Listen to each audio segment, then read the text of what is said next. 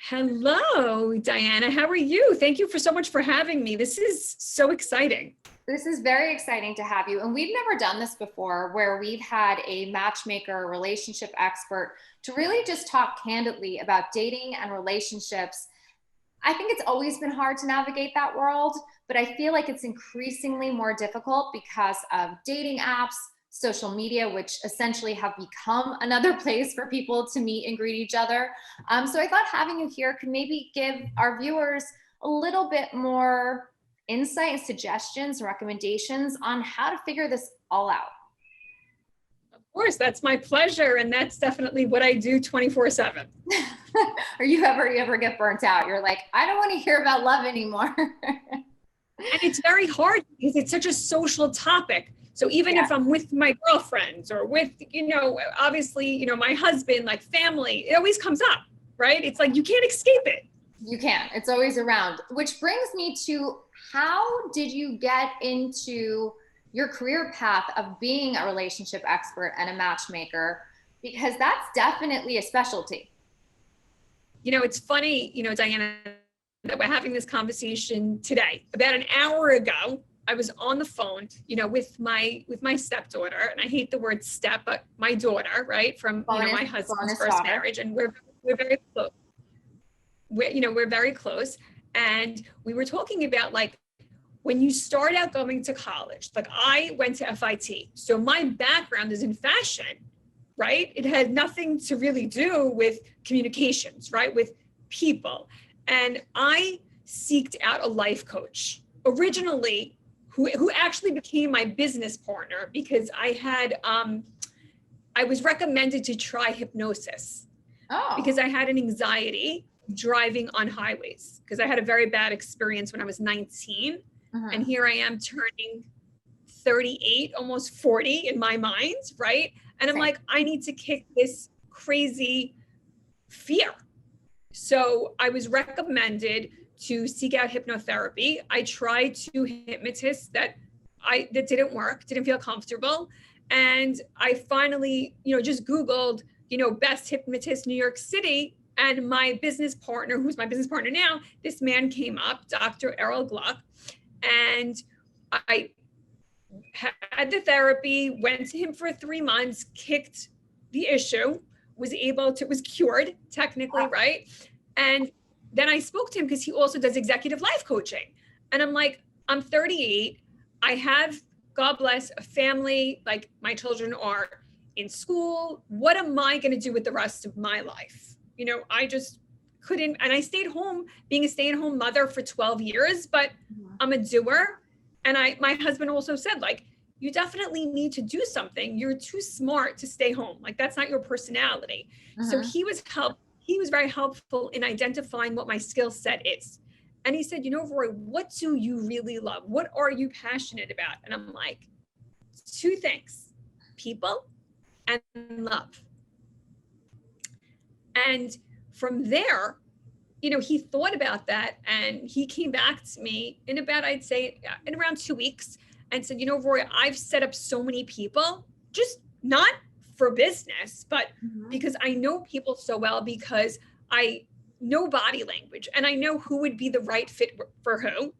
And I really wanted to create like a very dynamic matchmaking service, New York City, right? Tri-state area, where we can help single successful men and women who don't want to be on apps, who really need the coaching, the hand holding, and really, most of all, they don't have the time. And some people just, honestly, they don't pick the right people for themselves. They can be geniuses in their professional life, right? But in their personal life, much. I think Vicki Gunvalson from the Real Housewives of the OC, or formerly from the Real Housewives franchise, she just wrote on Instagram that her picker is off. She said, I always pick the wrong guys. It's like you said, some people are really good at that. And then for other people, they need the hand holding. But you know what, Diana, what's very interesting, a lot of times, depending on your personality, you get picked, you get chosen. So you fall into this relationship. You might have your eye on 2 different guys, but maybe the one guy that you're not you're not so crazy about him, but he is all in with you. He is crazy about you. He is pursuing you. And the other guy that you really like, well, he's not treating you so great. Or he's, only like getting in touch with you when it's convenient for him. And then you're like, you know what? I have two guys here, one treating me not so great, the other one treating me like a queen.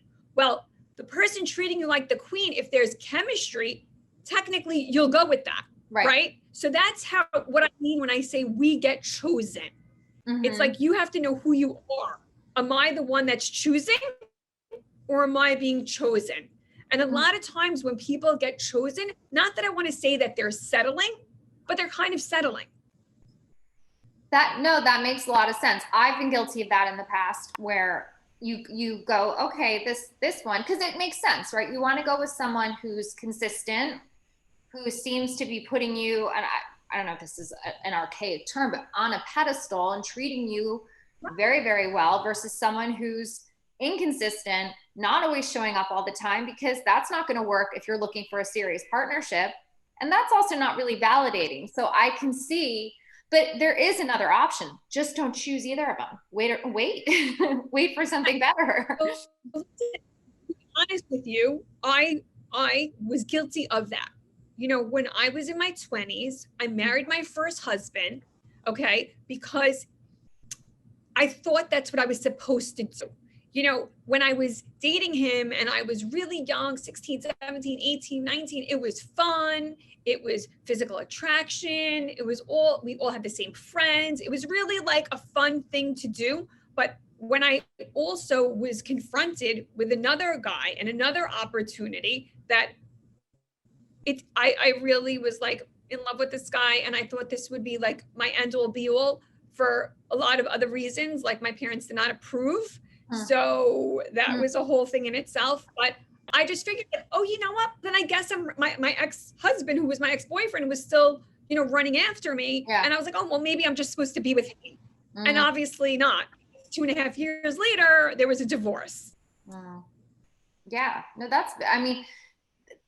so how do you kind of figure that out? Do you just say, okay, just because I'm being presented with these options doesn't mean that I have to choose either of them? I'm not on the real life version of The Bachelor or Bachelorette here. How do you figure this out? I want to tell you, this from my own experience, like I said, which I try to always incorporate my own experience into my clients, because really experience is your best teacher, right? So I met my second husband, who I'm married to now for 21 years, through a third party, meaning this person, he wasn't technically an official matchmaker, but he was a doctor. He was a gynecologist, to be perfectly frank with you. And it's a perfect place to discuss this. Yes. Okay. And he was a good friend of my husband's. And when I came in to talk to him about, I was talking to him about a checkup and getting off the pill, because I was getting divorced. So I felt like I didn't really like the pill, didn't like the way it made me feel. And I'm like, okay, well, if I'm not really with anyone right now, I don't need to put this in my body, right? I'm very into like holistic way of life, but that's a whole nother story. So if I would have been the person like today, like when we speak about apps and stuff like that, here I am. It was an introduction. You couldn't Google. It was like, well, I guess you could have, but it was like 1998 or 9, something like that. And there was no apps really. And like, I would have normally have asked or Googled all these questions, right? How tall, how this, all the things, honestly, that you think matter, because they were really superficial things. Yeah. But I met my husband, okay, and I usually love, like Diana, I'm 5'3". I'm usually attracted to very tall men, 6 feet, 6'2", 6'3". That's what I like. But my husband shows up on this blind date, and he was 5'7". He was dressed impeccable and is extremely handsome and broad. But if I would have been an FBI agent, needed to dig, I probably wouldn't have went on the date and missed this opportunity.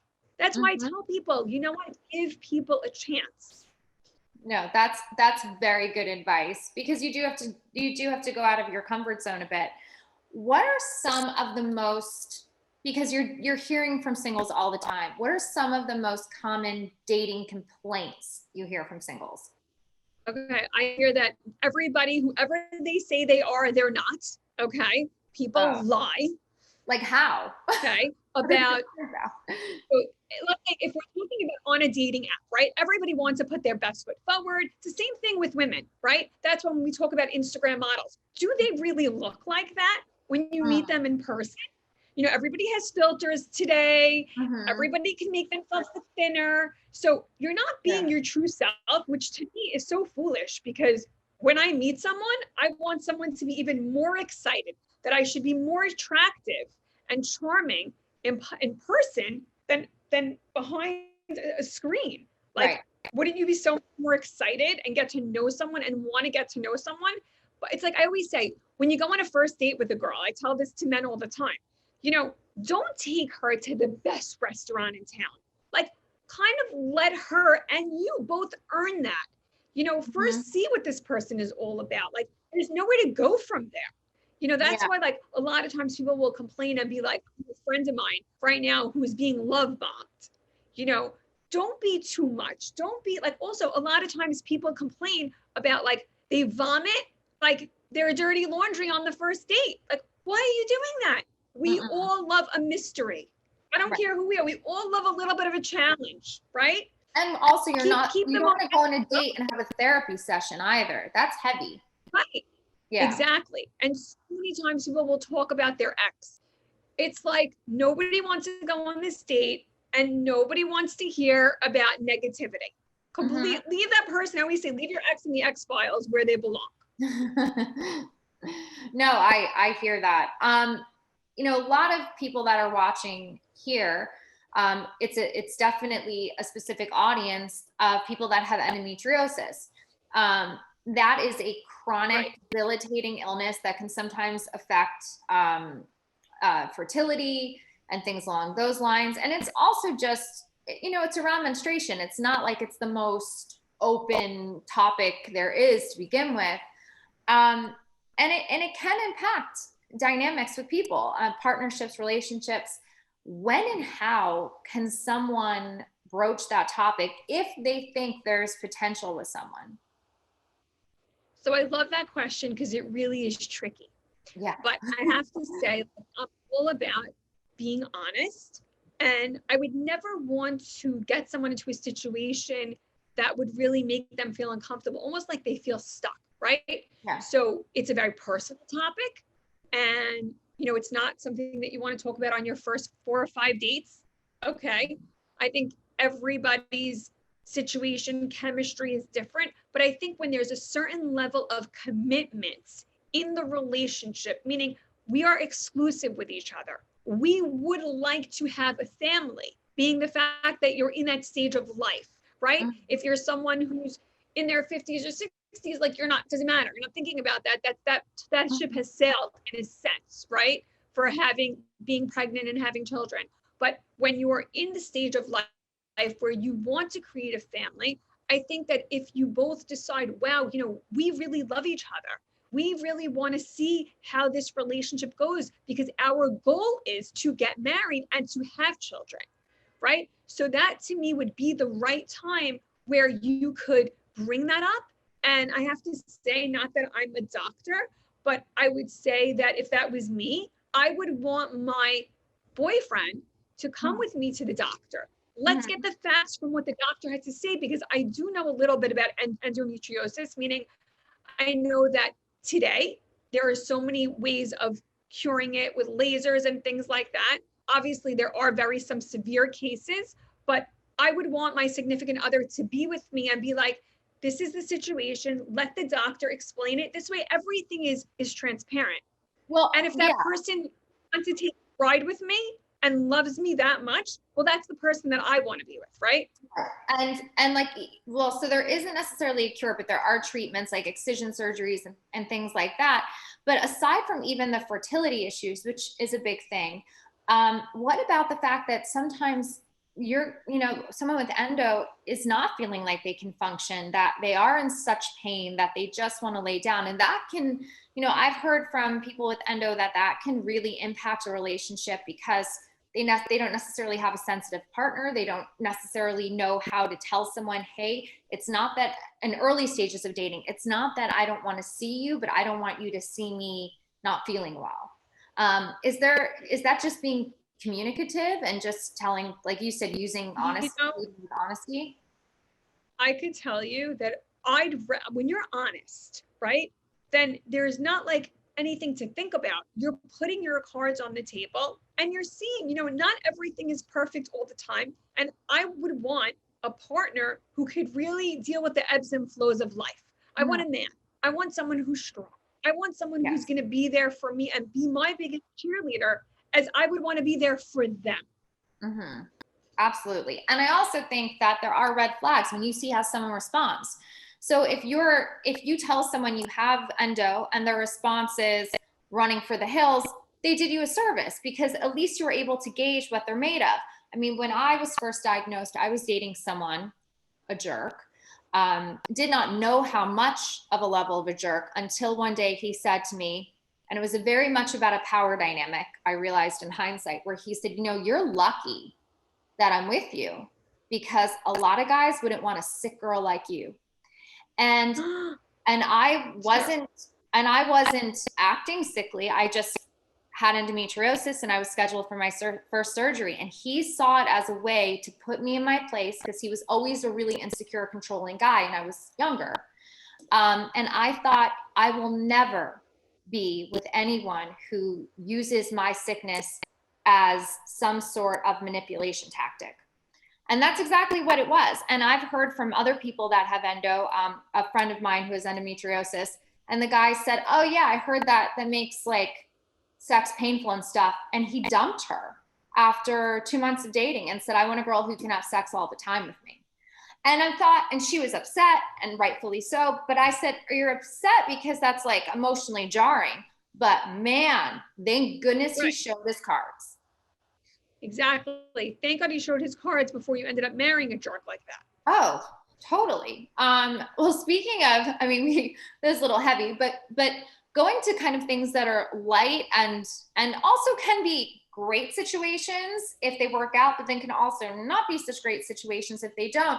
Travis Barker and Kourtney Kardashian have been all over the gossip magazines for their over-the-top each other. PDA. I mean, these are people in their 40s. I'm 38, so I'm like, more power to you. But you guys are like in teenage love. And after 9 months, but they knew each other for like years and years. But 9 months of dating and engaged. What is your thought on that overall? Okay, so first of all, one thing I could say about Kourtney that I actually do have a lot of respect for her is that I think that she takes marriage very seriously. Otherwise, she would have married Scott a million years ago, right? Yeah.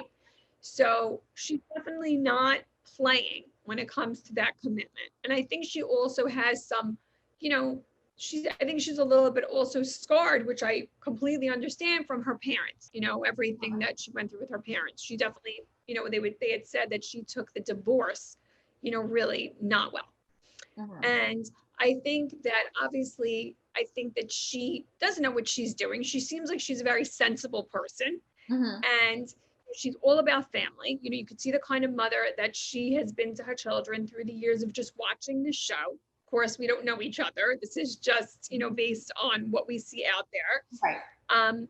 But the one thing I do think that is a little over the top, listen, you want to what goes on behind closed doors with two people is no one's business, but to be that way, to put it out there 24/7 for the whole world to see, I mean, like you're both public people.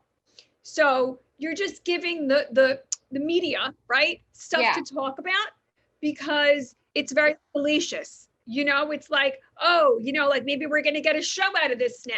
And, let's be that couple. And, they're very strategic. I believe that they're doing what they're doing and they know what they're doing.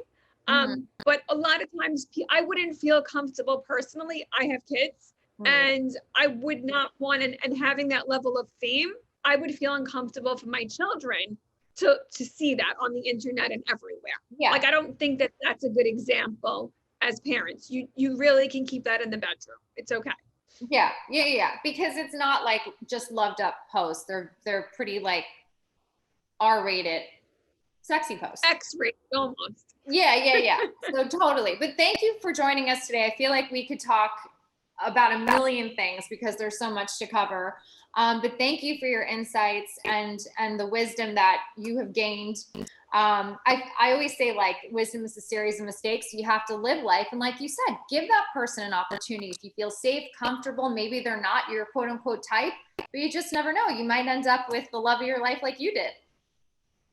Absolutely. Well, thank you, Diana, so much. This was so much fun. First of all, getting to spend some time and getting to know you and talking to you. And I hope that whoever listens gains, some knowledge and some insight. And listen, knowing the biggest decision we'll all make in our life will be who we marry. So I hope that this can give people a little bit of insight to know, what, these are the red flags or these are the green flags. Yes. Thank you. Thank you so much. We'll see you soon.